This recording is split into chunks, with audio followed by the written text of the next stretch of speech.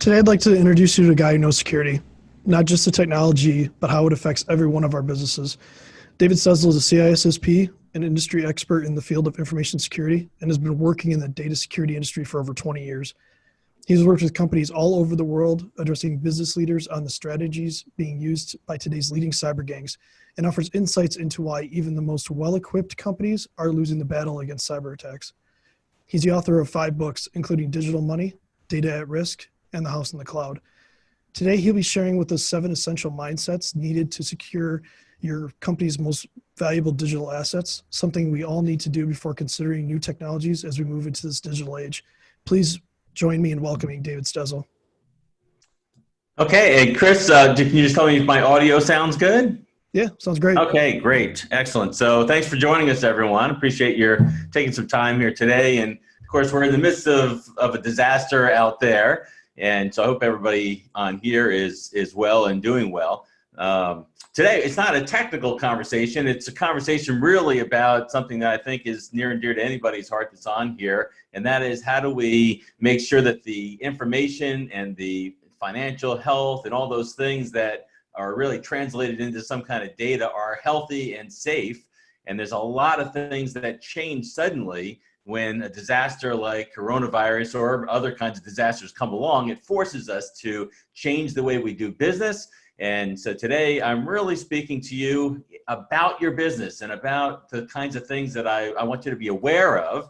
And of course, there's a lot of hype out there. If you read the news, I mean, there's all kinds of hype about everything. And then there's all kinds of stuff that's truth. And it's hard to differentiate what's real, what's not. Today, we're going to focus in on what is real, in my opinion, and some of the things that you can do to make sure that the computer side of your company stays healthy, because there's a lot of people trying to take advantage of people because of all the scariness out there of things that are happening health-wise. People always leverage these kinds of disasters to get into our business digitally, and a lot of times we're not aware of that. So, book I wrote is called Digital Money. There's other books that I've written as well. This is the latest book that deals with this kind of thing. And when I talk about money, I'm not talking about Bitcoin and other kinds of cyber currencies. I'm really just talking about your data. And I want you to think for a moment, not about technology, networks, and computers and all that kind of stuff, but to think about your business, think about the information that's inside your company, and think about the value of that data and what would happen if you didn't have access to it, and maybe there was a period of time in the transition of moving people home that people didn't have access to it, or it gets misused and different things happened to compromise the information that you have in your company. Now, if we were to go to the news right now, I can tell you that it would be very easy to find all kinds of news reports about different things that are happening out there, all kinds of scams and ransomware and malware and hacks and things that are stealing people's money. And a lot of times it's just hard to sort through all that stuff. It doesn't matter what day you look at the news, there's lots of bad things happening. But I want to just sort of push all that away for a moment, and I want us to think about the importance of being digital. You know, we live in a time in history right now which is just a great time to be alive. I mean, there's a disaster going on right now, but there's a lot of great things that can happen if you're running a business, or you're a partner in a business, or you run a piece of a business. Using technology, we can do things that we could never do before. We can compute anywhere. I mean, we really can be at home if we're set up to do so. We can be in airports if we're allowed to go to the airport. We can work globally. We can compete with big companies, even if we're little companies. There's a lot of things we can do. And, you know, I call this, and other people have called this, the digital megatrend, or, you know, a digital age. It's a time of invention and innovation, and it's a time to really leverage technology. And if we do it properly, we can just do incredible things with our company. And so eventually we're going to break out of the coronavirus problem, and we're going to be back in a recovery mode. And you know, I don't know exactly when that is. I know states are starting to talk about opening up in May and that sort of thing. But as we look to recovery, the question is, what does our business look like down the road, and what's possible, and how do we take advantage of the things that we have at our disposal to make computing less expensive, more efficient, and better connectivity. And of course, your clients out there and your partners out there, they want to communicate with you digitally. We've seen that everywhere. You know, people would rather order stuff on an app than they would have to make a phone call. People want to deal digitally with the companies they work for. And if we were in a room right now, a lot of times I'm usually speaking in a room on a stage or in front of a small room in some place to gather. And if we were together, I'd want to kind of see a poll. We won't take a poll today, but I just wonder how many people on here today are members or prime members of Amazon. I always ask that question because it's very telling that our society loves that idea that we can just get online, order stuff, read reviews, and we'll even pay $100 or even more than $100 a year just to shop on Amazon, which is kind of crazy when I think about it. I don't know what would happen if my local grocery store told me I had to spend $100 to join them so I could shop. Well, I guess we do that for Costco, but I guess supposedly the prices are supposed to be. Anyway, the point is we want to be in that digital age, but there's a lot of things that we don't always think about when we get into that digital age. The fact is there's a war going on out there between those of us who are trying to use digital stuff to be in business, to grow our business, to communicate with our customers and our partners and our employees. At the same time, there's a lot of bad people out there who are, using that, leveraging that against us to steal from us. And because it's not a regular war, it's a really difficult war to fight. And I just want to mention here, I'm going to go through some things, non-technical things for the most part, helping you with your business. If you have questions that arise, and there probably should be some questions that pop up in your mind, feel free to chat those in the chat box. And then at the end, when I turn it back over to Chris, we'll work through those questions and answer some of those questions for you. Make sure that you leave with the information that you really need. But when we look at companies that have been attacked, and like one of the big attacks that we all know about, I'll throw out there, even though it's not small business, because we don't hear about the small business one so much, is Sony. So let's just take an example like that. Okay, Sony several years ago was hit, and it was a disaster. Now we think it was North Korea, but we don't know because they never admitted it, although we do know because it seemed obvious to us. But there's no proof. If we were in a court of law, we don't really know who would win that whole discussion. But the point is that we, the people, and you, the business owner or business partner or whatever, want somebody to protect us from that. And we wish the government would do it. I pull out an example like Sony because here's a country that we in the United States look at and go, there's a lot of bad things happening over there, and they attacked something big on our property, but there's really nothing we can do about it because nobody did launch a missile at us or invade a beachhead or anything like that. But they did steal something significant. They took away a company's reputation, they defamed a lot of people, and they stole stuff that was worth a lot of money. And it was a big hit. And a company like Sony looks over and they were able to sustain the business, but a smaller company might not be able to. In fact, a lot of times they just go out of business. And we wonder, well, what should the response be? And the point I'm trying to make here is it really comes down to you and me.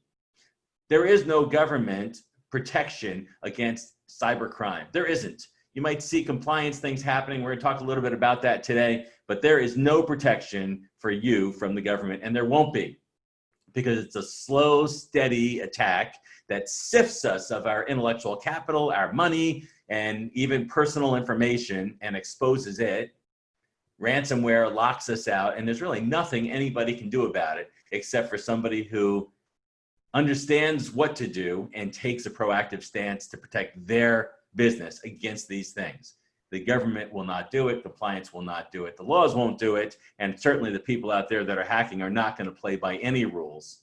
And of course, to prosecute those people, as we've seen, is very difficult. In the small business world, it's probably never going to happen. So what I want to show you today is what you can do to get in front of some of these things. And there are some things that are not that hard to do that people just don't understand. And so what I've done is I've gone out and researched some of the things you can be doing that are going to help you protect yourself against something that seems like it's hopeless, but it's not. If we can just do a couple of things a little differently than we do. So I've broken my presentation up here today. We got about 50 minutes here between questions and what I present. Take about 45 minutes to run through 3 different things for you today. One is I want you to see some trends and how this really happens and what you really need to be worried about. And this is not a technical thing. It's something very close to what you can help and control and understand. Number 2, I want to show you a way that you can reduce your risk by probably 80% at least if you just take a few steps. And then number 3, I want to show you how to start to build a mindset or a culture of data security, because we are in this digital age and we have to learn to live in a digital world, and it's a little bit different than living in a physical world. We're using it, but we're not living it. So I'm going to show you some things you ought to be doing to sort of promote that mindset inside your business. So let's look at what's happening and why this is happening to us and what those trends look like. Before whatever you leave with today, the one thing I really do want you to leave with is a mental picture of this thing right here on my slide, which is what I call the impact likelihood graph. And it's a measure of risk. It's the understanding, if you look at your company right now and you think to yourself, of the various things that I have to do in business, most of them involve some technologies through email or some application or some communication that happens digitally. And what would be the impact of losing either access or the integrity or the privacy of any one of those applications? So, think about your financial systems, whatever maybe your QuickBooks or QuickBooks Online or whatever you use for accounting and that sort of thing.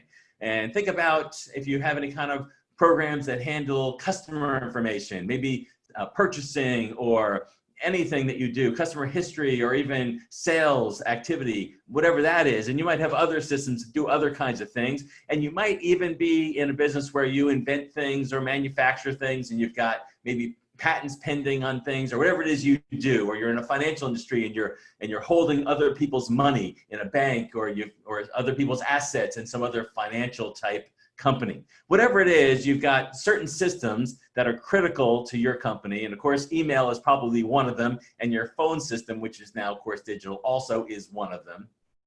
But which ones of those are the most important? Sort of think of the top 2 or 3 or 4. And now let's consider what's the likelihood that any one of those would be out of commission, compromised, or something locked out of it, or the information taken from you and misused, sold on the internet somewhere or whatever. What's the likelihood that that would happen? And the problem right now is that most of us don't know. So you look at your most important application out there that you use to drive your business and build your business and ask the question, what's the likelihood that something will happen to that? And the problem is you don't know. And so you don't know what to do about it. How much action should I take? I don't know. And that is the thing we need to know. It's no different than when I go to the doctor every year. I go twice a year to get some kind of physical done, some blood work done, those sorts of things. And probably you do too. If you're over the age of 35 or 40, you're probably in that boat too, where you're wanting to keep an eye on that. And there's really just one thing I want to know from my doctor when I walk in. I mean, he could start talking to me about all the different things that could happen to me and all the little blood numbers that come back. And I don't really get all that. I really just want to know one thing when I walk in there on that day. And that is, what is the likelihood, because I already know the impact, of me having a stroke, a heart attack, becoming diabetic, having cancer, or some kind of life-threatening or life-changing disease, and maybe right now the coronavirus, right? What's the likelihood that that's going to happen to me in the next 6 or 12 months before I come back to see you again?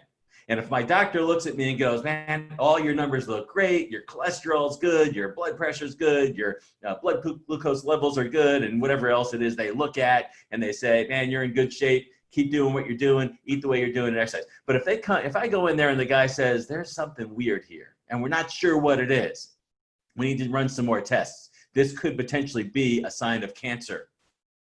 Then suddenly, I need to take some action. But I'm going to take that action if I don't understand that. So when I go to my doctor, I want to know that one thing. And when I look at your systems, your networks, your applications, I want to know one thing. And what is the likelihood that something will compromise or ruin or destroy one of those things before you can detect it and stop it, just like you might stop early onset of cancer? That's what you need to know. So I want you to think about that as we go through this. Now, there are 7 trends I want to take you through that threaten that environment. There are probably others, but these are pretty global concepts. They're not technical, and I think you'll be able to relate to them quite well. But there are 3 tools that are used inside these 7 trends. I'm going to hit those 3 tools. They're not new. They've been around for years, 20 years. I've been in the security business since 1995. When the internet was first coming on, I saw that direction and thought, that's the area I want to be in, is security. I didn't really know what it meant at the time, but I do now. And so one of the biggest tools that's been around for many years is a robotic piece of software we call a bot. You've probably heard of it, been around forever. And this is the piece of software that comes in through some means, through email, through a website, through a number of different ways, through the internet, and lands on your computer. It's not a virus, and so you might be running antivirus software. It may or may not see this, but a lot of times it won't see it, especially if it's new. And it will land on your computer and it will take over your computer. You won't know it's there. You might run a little bit slower, but you probably won't. And the person who owns this piece of software is in some other part of the world, and they're now able to use your computer while you use it. They can look at you through your camera, listen to you through your microphone. They can collect your data. They can collect your passwords as you're going into online banking or whatever it is you do with your computer. They can essentially take over, and they can even use your computer to launch attacks against other people. And they will do that. That's what they do with these things. You've also probably heard about phishing. That's been around forever also, but yet it's so prevalent, and it's still one of the #1 ways people get bots into your computer. And they're becoming pretty good at it, sending us email that we think is real, tracking numbers, laws that are updated, family photos, whatever it is that appeals to you, to get you to open that email so that bot can be installed on your computer. And you won't know it, you won't see it. And the third thing that we underestimate is the ability to just use social engineering, or the ability to talk somebody into something. Now I want to take you into these 7 trends and apply those to what's going on right now. First of all, there really is a false sense of security around everyone that uses computers in their computing environment. And the reason for that is, A, they don't see any problem. I look at my computer and go, everything looks fine to me. I mean, you know, everything's running fine. And so the thought is, it is fine. Number 2, I'm sitting behind a firewall if I'm in the company, hopefully. But you know what? Firewalls are full of holes. Email comes in and out of them every day, so does web traffic. And hackers know that. It's pretty easy to get through a firewall. They're not built to keep the hacker out necessarily, although we've been told that they are, but they're not. It's easy for them to get through that. And of course, now that we're working at home, most of your home users don't realize this, but they're sitting there with no firewall in most cases. You know, they let some cable provider install some box on their shelf. They're not really sure what it does, and that communicates with the world out there. And they just assume that everything's fine, and it's not. And of course, they probably have outdated computers, not patched. And right now, one of the worst things that's going on is they're sitting home with their kids, and their kids are bored. And their kids are on applications like TikTok, which, by the way, is owned by the Chinese Communist Party. And I bet you didn't know that. And there's other things they're doing. They're gaming. Gaming a lot of times involves me connecting with other people's computers through a peer-to-peer connection, which means that other people can access my computer hard drive.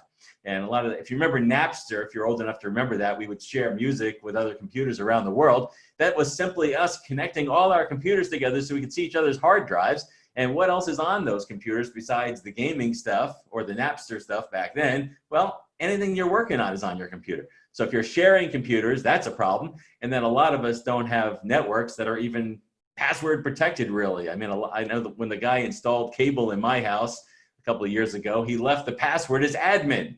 You know, like how many people couldn't have guessed that? Of course, I went in and changed it immediately, but you know, that's what they do. And the average worker that works for you, and that's who I want you to think about right now, not an IT person, not you necessarily, but think about that person who works in payroll, and that person who processes orders, and that person who schedules stuff, and whoever it is in your company that accesses computers.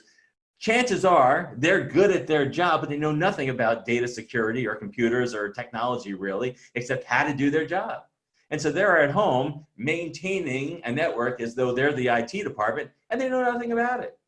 And so everything that they do at home is now channeled into your computing environment because you've established some kind of connection that, by the way, bypasses your firewall to go right into your applications. And that's what they're doing. So who knows what's coming in and out of their network or in and out of your company right now. But because we don't see it, there's this sense that everything's fine and I don't really have to worry about anything. Number 2 is this idea of social engineering. And I bring this up because we underestimate the ability for somebody to talk us into something. There's a great video on YouTube, and I wish I had it to play for you, but you can look it up. And I think if you search for phone hacking or something like that, it'll come up. But it's a great example of how easy it is to talk somebody into something. So there's this woman at a trade show who claims that she can hack into this guy's phone account in just a couple of minutes. And so he hands his phone over to her. And what she does is she just calls Verizon and she pretends that she is his husband.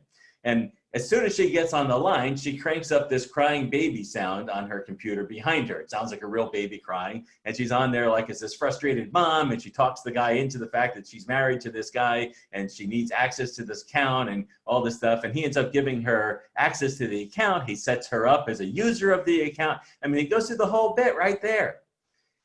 This is a powerful weapon that requires no technology. It just requires a phone call and a lot of creativity. That's all it requires. In fact, there's a whole book out there written by a guy named Kevin Mitnick called The Art of Deception, and it's about this. And in that book, he explains over about 270 pages how to break into anything simply by pretending to be somebody you're not. I'm your IT support person. I'm a new employee working remotely. I'm somebody that you should know. And it's pretty easy to find out all about you and your company simply by going on social media. Number 3 is the whole bring your own device, work on your own device trend. Now, I'm not against that. We all have our own phones. You're not going to issue phones to everybody and be company-owned phones. Everybody has their own phone, and we've all gone digital in this sense. We've got our tablets, we've got our phones, we have our laptops, we have all our own stuff. But here's the thing. I wonder if your security's been updated and if your policies have been updated to account for this. For instance, if your people are working at home on their own computers and they have your data on their computer, whose data is that? Do you have the right to go and remove the data that you own on their computer from their computer? The answer to that, by the way, is no. If you send me an email on my phone and your data's on my phone now, you cannot wipe my phone out if you fire me tomorrow. Can't do it. So if you don't have some kind of policies and procedures in place that dictate where your data is supposed to be and where it's not supposed to be, and what kind of access you have to my personal device if I put your data on my phone, you got a problem. And if that data is sensitive, and it usually is, then you've lost control of it. This whole bring your own device thing has completely changed how we govern data, and it's a problem. And especially now that people are at home, they're using their home email systems, they're using their home computers, and you have lost control of your data if you've not put together some kind of cloud strategy that allows them to access corporate data and figure out who's accessing what, and have some policies in place that prevent them from taking that data from you. So just sort of keep that in mind. It needs to be addressed. Number 4, the social media thing out there is an important concept that people don't really think too much about, but this is the hacker's best friend right here. You see, social media sites like Facebook, for instance, look at this. It's valued at $350 billion by CNN. Now, what does Facebook own? This is a high valuation. It says the 6th most valuable company in America. What does Facebook actually own? The truth is they don't own anything except for your data. And you gave them the data for free. So I hope that annoys some people that you gave them free data and now it's worth $350 billion because it's sitting on their computer. But here's the thing. If you think back to, and depending on how old you are, but I certainly think back and I can remember some of the very first blog posts that I wrote, or the very first pictures that I put somewhere online. And I remember thinking to myself, oh no, like, am I actually going to sign my name to this thing that I wrote? What if there's a grammatical error in it? Do I really want to put a picture of me? Or remember early videos when people had like home video recorders and stuff like that, and they'd follow their kids around the house trying to take videos, and everybody'd be like, no, I don't want to be on video, right? Because we weren't used to seeing ourselves out there. But fast forward to 2020, and what? People are taking pictures of themselves naked. It doesn't even matter if they look good. I mean, they don't care. They'll put anything online. And social media has sort of pushed society to disregard privacy. And if we look at the younger generations, they really don't think about privacy. They'll put anything online. I just recently had a person sharing with me that they lost an insurance claim. Don't miss this. and make sure you share this with your kids, they lost out on an insurance claim because the insurance company was going to pay their medical bills and then saw them on social media exercising and said, we're not paying for you anymore because clearly you're healthy, because they saw a video of this person exercising on social media.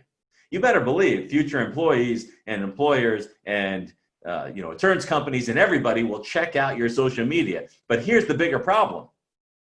Have any of you ever put your salary on Facebook? Probably not.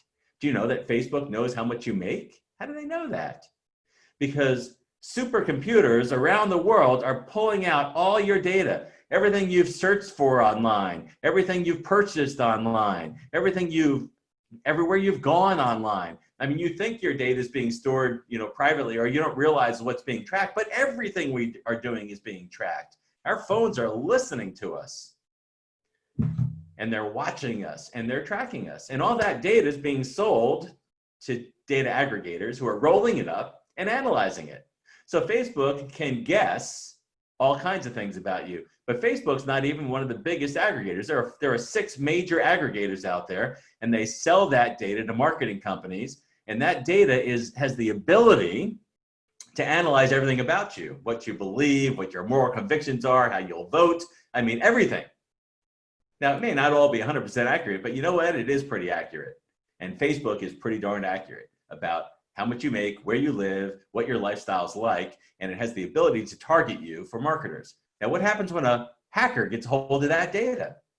They are you digitally. They can do whatever you can do. They can make decisions that you can make. They can take out loans that you can take out. They can do whatever you can do. And they can also contact other people and be you and get things that they want. And this will crush anybody. In fact, I have a really good friend out in Colorado who is now a security speaker, travels around the world, sharing about personal identity management protection. Why? Because his whole life was wiped out simply because somebody picked through his trash can. Social media is far worse than anything they're going to find in a trash can. So be careful what you're putting out there. Number 5, insider threats. We also underestimate this, but 75% of employees, according to a recent Wall Street Journal study, admit that they steal from their company. And that's the ones who admit it. So how many actually steal from their company? Another thing you need to be aware of, and it is so easy digitally to steal. So we need to be on top of this. How do we track that? Number 6, we won't spend a lot of time on this, but I kind of covered this a little bit. Nation states want our stuff. We have a strong, or had a strong economy, but we really still do. And if you've traveled internationally, you know what I mean. The standard of living here in the United States is tremendous compared to so many countries that I visited. I've spoken in 19 different countries over the last 20 years, and I can tell you a lot of those countries I go to visit with, the standard of living is not good. And if you look at the average population, not living very comfortably. Nation states want our inventions, and they want our money. And of course, at some point, cyber warfare comes around, and it is actually happening already, power grids. Nothing you can do about it, but you should be aware of it.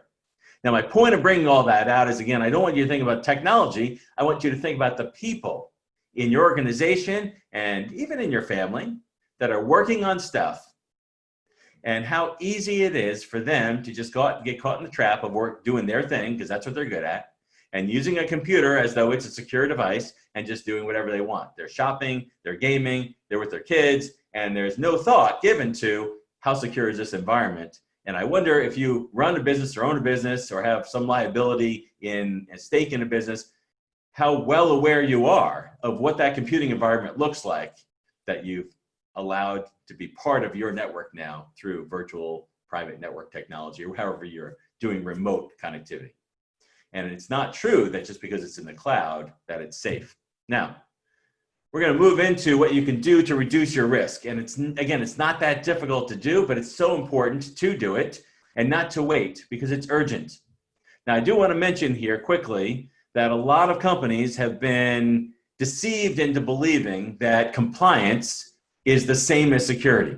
And because of that, you might be looking at compliance regulations like HIPAA, PCI, and whatever it is that your organization or industry is required to be compliant with, and think that, well, we're compliant. I am PCI compliant. I take credit card numbers. But I can tell you that my PCI compliance experience, and in fact, I even sat in the meetings with Visa when they started working on these compliance things, long before it was called PCI. And I can tell you that the conversation went something like this: we can't impose things on businesses that will cripple them. It's got to be fairly easy to achieve PCI compliance. It's important, but at least it gets us a little bit closer to the goal. So I'm sitting in my office and I get an email and it says, hey, you need to be PCI compliant. You know, it's time for you to do that with your merchant services people and so forth. So I call this guy. And of course, I know all about PCI compliance, but I don't tell him that. I'm just like a home, consultant guy. So I'm on the phone with this guy, asking him, what do I have to do to be PCI compliant? So he says, well, he runs through a few questions with me. I got this little survey I got to fill out. Do you collect credit cards? Are they stored on site? A few other things. And then he says, you need to have a security policy in place. Like, well, I'm one guy. So what does that mean? I have to write a whole big giant long, what is that going to entail here? So I've written security policies and they can be really big in-depth projects. So he says, no, I'll just send you one. So I said, okay, so you're going to send me a security policy. He goes, yeah, I'll just send it an email right now in a PDF document. So he sends it to me. It shows up in my inbox. So I got it. I said, okay, well, what do I need to do with this? Do I need to read it? Do I need to change it? Do I need to customize it for my business? He goes, no, just save it to your hard drive. Really? I don't have to do anything with it? He goes, no, it just requires that you have one. So now you have one. Oh, okay, so that's it? Answer these 3 questions and store this to my hard drive and I'm good? It's yep. So that's PCI compliance. I'm just here to say that compliance is not security. It's the law. So be compliant. But after you're compliant, start thinking about security because it's not security. And then finally, before we move into some of the answers here, I just want to point out here, you will not see it. On average, it takes at least 200 days for a company to be aware that they have been attacked. Some people discover it right away because there's no money left in their bank account. Others take years to figure it out, like TJ Maxx did. But the average is 200 days. And the point is, you will not see it on your computers. You might notice a drop in your bank account. You might notice some other things. But by the way, did you know that if somebody makes a fraudulent wire transfer out of your business account today, do you know how many hours you have to figure that out? In the private sector, in your private bank account, you have 60 days. You'll probably catch it if you're at least doing a monthly check. But in business, you've got 24 hours, just 24 hours. So if you're not checking that every single day, you're not getting that money back in most cases. And I am in touch with a person whose company was drained of their money down to about $1,000. They lost all the money in their business bank account in one single transaction when an employee walked in. Actually, it was a spouse of an employee. It wasn't even an employee, a spouse of an employee who had signature capability because he was a partner in the business, had signature capability on that checking account, but did not actually work for the business. I don't know why it was set up that way, but she did. Went in there and withdrew all the money. You know what the bank did? Nothing. Said she was authorized to do that. Wow. And it's still being talked about in the courts. It's been months. How fast will that company go out of business without the cash? They can't sustain a long-term court battle over that kind of thing. But it won't be rectified by the bank, meaning that they won't have the money and they will go out of business unless they have some kind of loan come in. Okay, let's talk about some answers here because all that's bad news. But again, I want to take you back to the main problem with all those things. It's the fact that employees don't really understand what's going on and people have just sort of ignored it all. But we need to do something about it. And again, your government, your compliance and all that stuff is not going to protect you. So what will? Well, here's the big mistake that people are making. I used to live in this neighborhood. It was a pretty safe neighborhood. It was pretty far out from the city, Charlotte, North Carolina. And one week or a couple of weeks over a summer, I think this was like 2 years ago, a bunch of houses started getting broken into. Now, it was sort of like this is the first time in history that anybody could remember. A lot of these people lived here for years and the neighborhood's been around for 30 years. It's just never been a problem. But all of a sudden, people are breaking into houses. And they were happening during the daytime. So, they have these online neighborhood forums and they're all chatting about this and wondering, what do we do about this?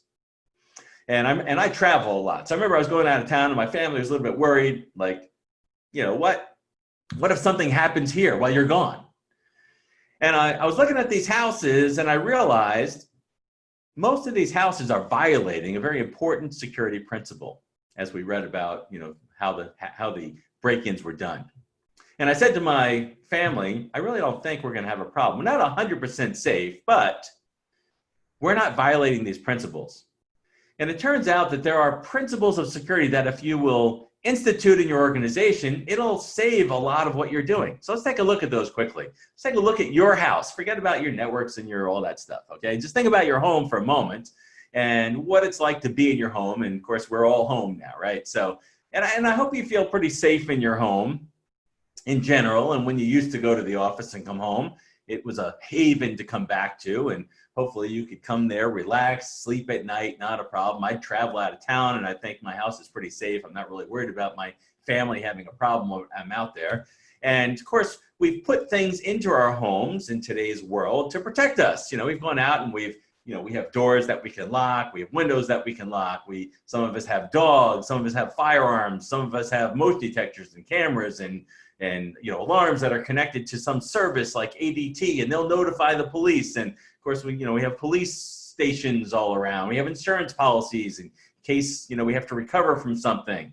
And so, we have all this stuff that we've been sold to protect our home. And I know me personally, it was kind of a routine for me. Before I go to sleep, I make sure my windows are locked, my doors are locked. I grew up on Long Island. My dad kind of beat into me, lock all this stuff up before you go to bed. And, later on, I got an alarm system when I bought my first house, and I've always had one. I always set it. But the thing is that none of this actually is what protects me or gives me the security that I'm looking for. This is no different than a pile of car parts out in your driveway. You can have all the parts, but if it's not put together correctly, it doesn't actually do what you think it does. You might think this keeps you safe, but it doesn't. The thing that keeps you safe is a system that these components build out if done correctly. There's a level of protection that keeps people out. There's a level here of detection that lets you know if they broke in, and then there's some kind of response plan. Now, in the physical world, this is laid out, but in the digital world, it's the same thing. Security is the same, whether it's digital or physical. It works the same way. You need a protection, a detection, a response. Now, if we were in a live meeting right now, I'd kind of want to take a poll here and see which one of these columns you think is most important. And we're not going to take that poll here today, but I will tell you what's happened in hundreds of meetings that I've been out to.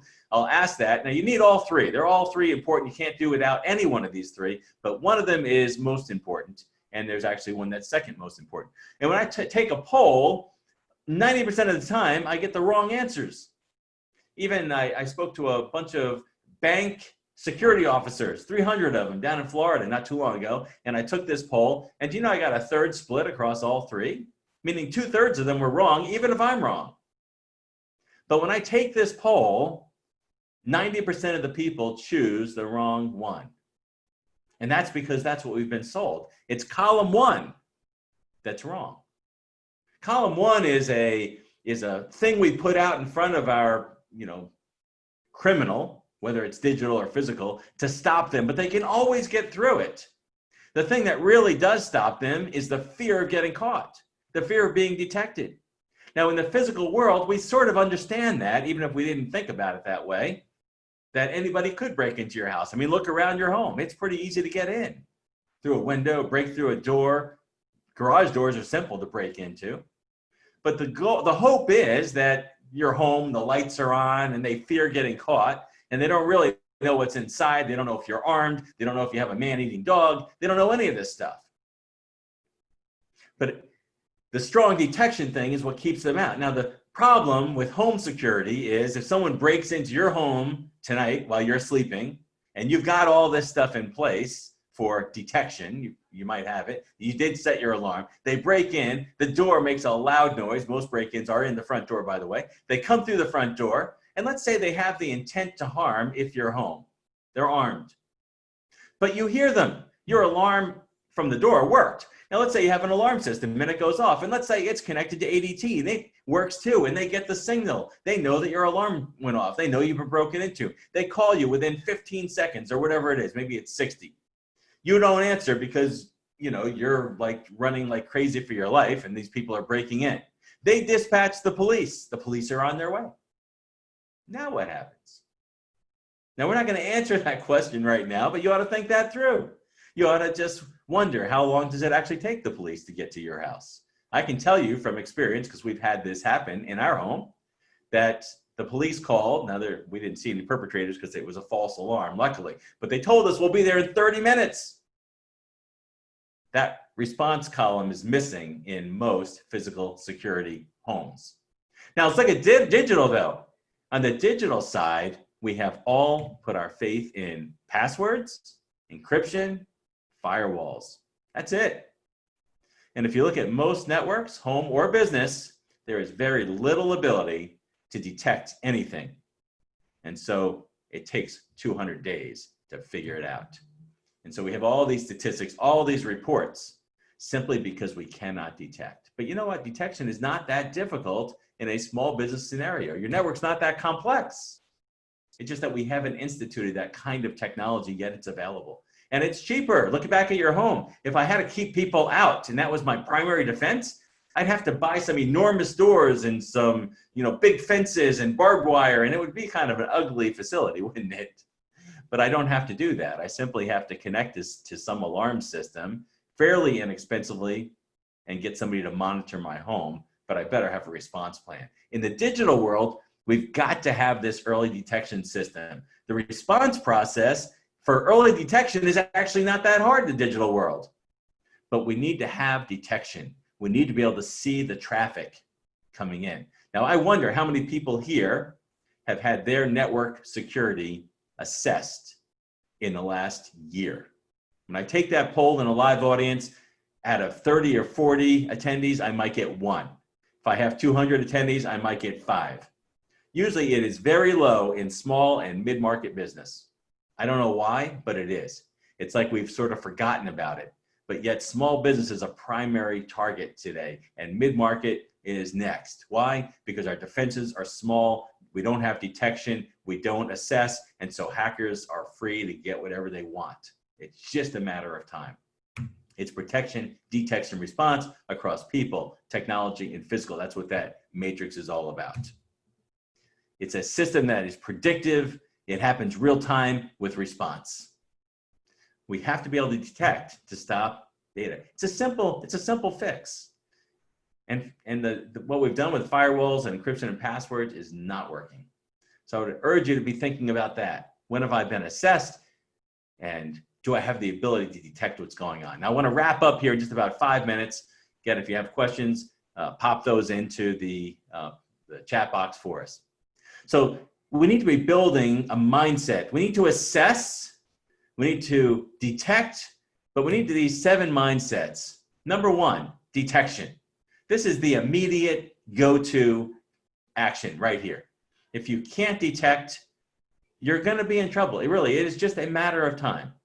So start thinking that way. Stop thinking about your firewall. Start thinking about, is there somebody watching my traffic? And by the way, it's not an automated process. It actually does have to be watched.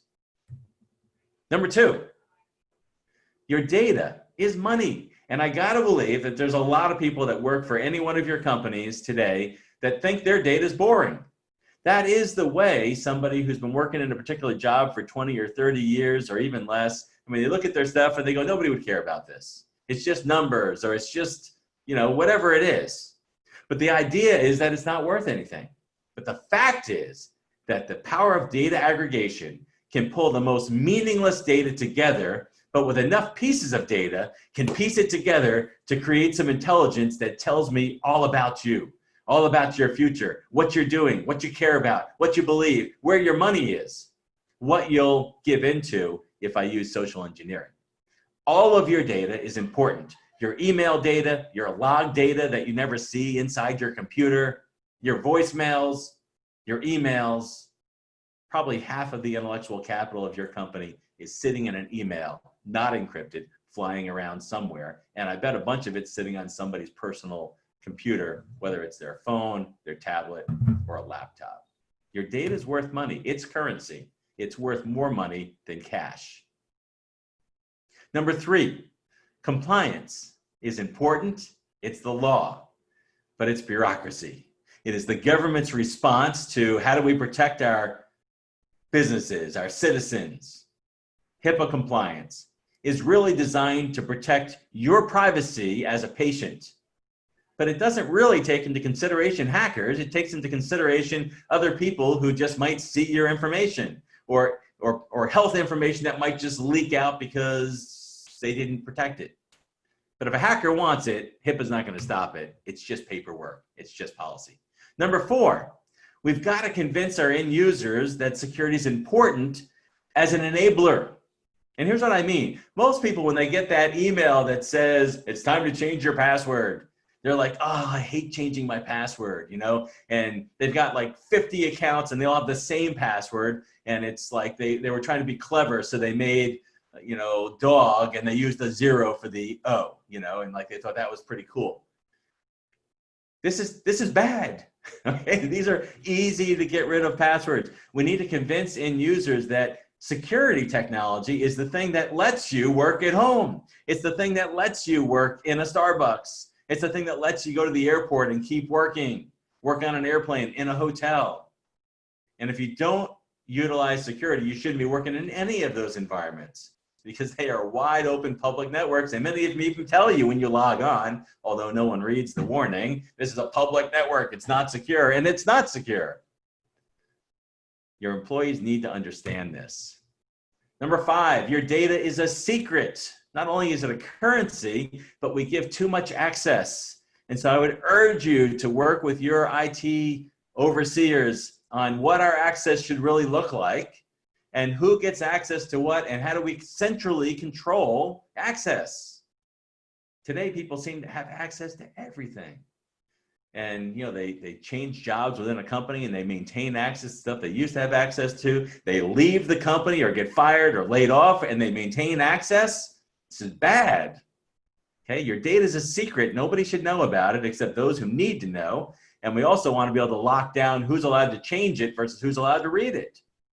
A lot of people just never think about this. And here's another one I see all the time is the shared drive on the server sitting in your office where everybody's using the same password to access files and nobody knows who made a change, downloaded, or did something with a particular document like an Excel spreadsheet or a Word document.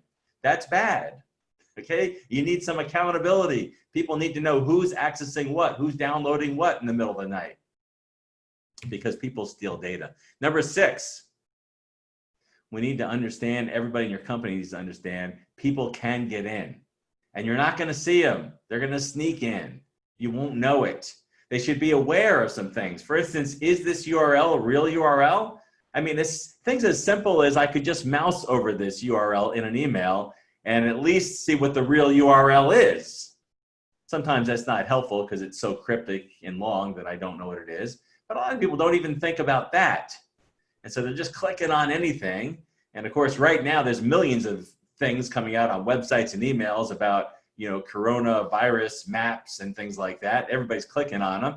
And a lot of those are being used by hackers. I can't remember how many URLs have been purchased with the word coronavirus in them over the last whatever it is. But there's a lot of scams out there right now running wild with that.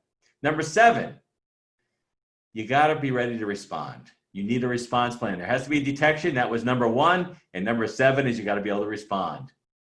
And I just want to end with just a quick example of lack of response in the physical world. I used to be a lifeguard, and actually I was the guy who trained lifeguards back then, called the WSI. I don't know what they call it anymore. So I'm training people at a camp. I'm signing off their cards. I'm, you know, authorizing lifeguards that can work in pools and oceans and beaches and stuff like that. And at the end of the season, my camp counselor or director asked me if I'd take all the counselors to the ocean for the day. I lived on Long Island and took them to the South Shore Beach there. And to avoid traffic and crowds, we got there super early and we were there like first.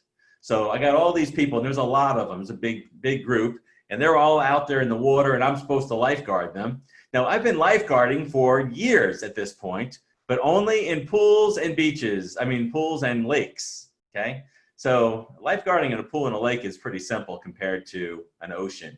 So here I am standing on the ocean. I got my little whistle that I'm twirling around, right? And all of a sudden I hear this girl out there out in the water, and she's yelling for help. It's one of my, camp counselors. She's a lifeguard, fairly new one, just certified. And she's being pulled out into the ocean by a riptide. If you've ever been caught in a riptide, you know this is a powerful force. And the water is cold and the waves are big, and she's over her head and she's headed out to sea, and she's yelling to me for help. And I'm standing on the beach and I'm looking at her and I'm wondering, what do I do? I'm standing here with a whistle and I'm thinking to myself, can I actually swim that far out and get her and battle the riptide and get her back in here safely? And I'm afraid, and I locked up. I had no response. And then this lifeguard that works at the beach had just arrived. He sees her out there. He grabs this orange torpedo float thing, and he runs out there and he saves her. And he never said anything to me, but as I watched him execute on this, I realized here I am standing on the beach with no equipment. I'm used to working at a pool where they've got, the shepherd's crook and the little life ring over here, and all the tools I need right here at my disposal. I'm standing on the beach naked, basically. I got my swimsuit and my whistle, and I am totally unprepared to respond to this emergency. And I almost lost this person, not because I wasn't willing, I just locked up in fear. I could not move my body, and I just wasn't ready. We can't afford that right now in the digital world. We've got to have detection. We got to have a response. So I'm going to end right here. Invite you to ask questions. Again, the answer is fairly simple. We need to move to a detection response thing, and we've got to be assessing our risk all the time. That's the important part of digital revolution, and that's going to enable you to sell to the world, to work globally, to do whatever it is you want to do to grow your business. So let me turn it back over to you, Chris. Thanks, Dave. That was awesome. We have 4 questions right now. What is the one thing that can be implemented today? Well, so I've talked a lot about detection. I suspect people don't have detection. I would encourage people to have some level of assessment. The reason I say that is because if you don't understand your impact likelihood graph, that means that during an assessment, of course, Chris knows this. Yeah. He would go in and he would look at the critical applications to this business, the sensitivity of the data, and then he would do some analysis to figure out what that likelihood looks like and how fast could we actually detect something like an intrusion, whether it's internal or external. And at that point, would see, do we actually have the technology in place to create a detection response like I just talked about? If not, then there are technologies that an organization like Chris has available to them where they can actually see your data. And then, of course, people from his organization can respond a lot of times remotely because they see an attacker come in digitally, see them, you can tell the data looks different when it's an attack. And so then I can shut down those sources of traffic and block them from that network. So what's the first thing you should do? Assess, get an impact likelihood view, and then deploy some kind of detection technology into your environment. What do you look for in a security company? I'm looking for people who understand what I just talked about, the ability to measure risk. I see a lot of companies who call themselves IT service providers, call on the small business, and if I go to their website, they have security on there. But if I actually talk to them about security, I discover that to them, security is deploying a firewall, setting up the rules on it to make sure that people can't get in through it, which of course I just told you they can, making sure that there's antivirus software installed on the workstations and keeping your patches up to date. And to them, that is what security is. Then they might go on and say, well, we do security assessments, but to them, a security assessment is simply scanning your network for things like missing patches and what we would call open ports and things like that. Well, that doesn't really tell me what I want to know. What I want to know is, where's your critical data? How much downtime can you afford? How much data can you afford to lose? What data here needs to be protected more seriously than other data? And what are the likely attack directions or vectors, we call them, that could actually be launched against this company? In other words, how easy is it for me to get to your information based on how you compute? You have people working at home, working outside the office, traveling, those factors. Once I understand that, then I can put together the right detection strategy for you. And it's not that difficult to do once I understand those pieces. So I'm looking for someone who understands that concept. They start talking to me about scanners and ports and patches and antivirus. I'm like, you guys are not talking about security. You're talking about basic IT administration, which is important, but anybody can do that. What do you think a sensible percentage of an IT budget allocation for detection response tools would be? You can't really put a number on it because it has to do with the value of your data. If I walk into a company that manufactures bricks, for instance, they're going to have some accounts. They're going to have a little bit of financial information with the companies that they supply bricks to. And I'm telling you this because I actually did call on and do some security work for a company that manufactured bricks in South Carolina. But at the end of the day, computer downtime to them wasn't that big a deal. And so, not that big a deal. But then I've also worked for, and I used to be an employee of Bank of America. And so now we're talking about a company, and we're talking about percentages here. We're talking about a company that houses, investments, stock trading floor, very high value private banking for, very wealthy people. So it really depends on the value of your data. But I can tell you this, most of the IT investment today on security is spent on that first column, firewalls, passwords, antivirus type stuff. It should be spent on the detection. You still need the firewalls and all that stuff. But the thing you really need is detection. It's not that expensive to do it that way. The mistake I see companies making is overspending more on column one. And that's not what they should be doing. They need a good column one, they need a great column two. And just like the house, instead of buying the iron doors and the barbed wire fences and electrifying it and all that kind of stuff, which is super expensive, it's cheaper to connect to ADT and pay them whatever you pay them every month to watch your home and call the police. And then you need some response plan, which could be as much as a man-eating dog. I had 3 German Shepherds at my house. I had a feeling nobody was going to break in. Okay. And then the final question was, I want business internet, but I can't get it. So how do I secure my home internet? Okay, it doesn't really matter if you have business class internet. All that means is bandwidth and that sort of thing. You can deploy security at home, and there's a couple of key things that you have to do. First of all, if you're working into a business, it means you're coming in through some kind of virtual network, hopefully, virtual private network software.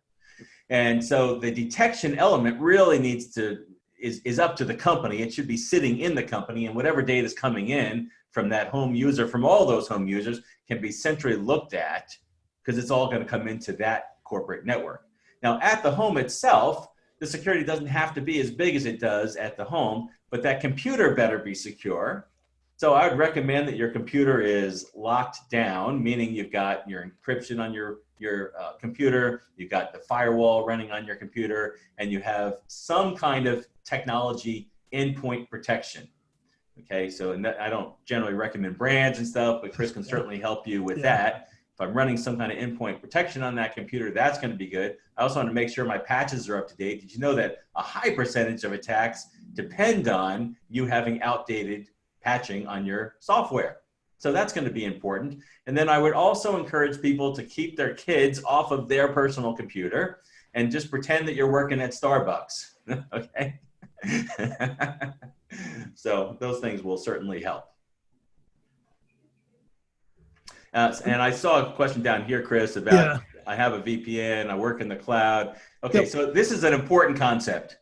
Now, I'm using a laptop right now, and I have a setting on it that says I can encrypt my hard drive. What the manufacturer didn't tell me, it's probably buried in some small print, is as soon as I turn this computer on, it's not encrypted anymore. And so I'm also connected to the cloud. That connection is encrypted to the application. But whatever's being processed on my computer is not encrypted. So if the end user plants a bot on my computer, as soon as I access that cloud, everything that happens on my computer is accessible to the hacker. So it's not true that the cloud secured me. What's true is their application up there is secure, hopefully, and that's up to them, but you should be working with people who know what they're doing up there not like some off-brand, the cheapest possible cloud storage. And then, Chris can work me on this too, but there's different clouds. Where do I store data? Am I using something to do that? Where are my applications? That's dictated by the application manufacturer usually. But my workstation is where the hacker's going to get it from me. And that needs to be locked down, just like I mentioned before. And if I'm doing that, it's going to create security. I need the endpoint protection. And I think the biggest problem right now is preparation. Nobody was prepared for this. A lot of small businesses weren't prepared for this. Like we had to scramble trying to get remote access, secure remote access for people. And that was a big struggle even for companies that we've been with us for 5, 6, 7 years. Just trying to provide secure remote access into their network. So this can, Dave, do you feel like this is going to change the way that businesses are designed from a technology standpoint? Yeah. There's two big changes that I sort of predict here. One is I think companies are going to realize, especially companies that are trying to save money, that you can save a heck of a lot of money by using a remote workforce. It just requires a slightly different setup computer-wise to do it. But there's a lot that can be done remotely, and there's no reason not to do it that way for a lot of different types of jobs. So I see that as, people are going to wake up to that. It's going to happen in the education world as well. But it does mean that the business owner has to be well aware of how do I secure them as though they are remote workers working at a coffee shop, because that's about the kind of security people have in their homes right now. So just assume that's what you're dealing with and set it up that way. That means that our policies have to change because I have to understand where's my data going. That's going to move a lot more of my data to the cloud. I don't want my data on their workstation, and my policies are going to say so. You cannot have my data on your workstation. And if I discover you do, there's a problem. It's a legal issue. I want to protect myself in that way. So that's going to be a big deal. And then the other thing I want to mention is disaster recovery. There are a lot of IT services companies out there. When I mention disaster recovery, they answer back with a backup system.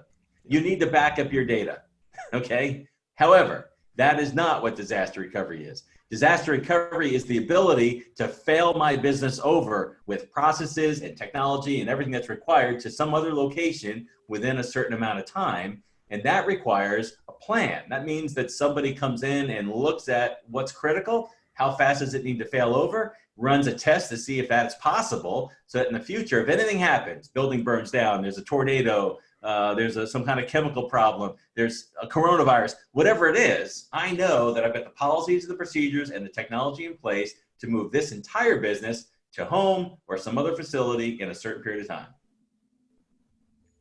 That's fantastic. I'd like to thank you again for doing this webinar for everybody.